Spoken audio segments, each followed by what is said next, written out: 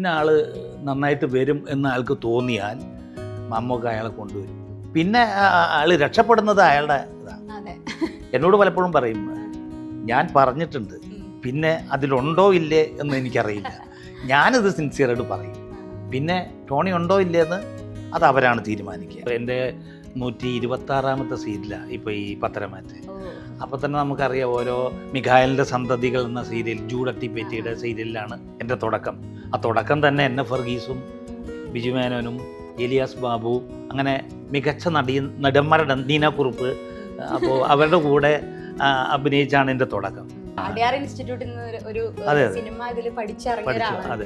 അപ്പൊ ആ ഒരു തുടക്ക കാലഘട്ടം എന്ന് പറയുന്നത് എങ്ങനെയായിരുന്നു? 1982 തുടങ്ങിയ ഒരു തുടക്ക കാലഘട്ടം എങ്ങനെയായിരുന്നു? അടയാറിൽ പഠിക്കുമ്പോൾ എൻ്റെ സീനിയറായിരുന്നു രഘുവരൻ.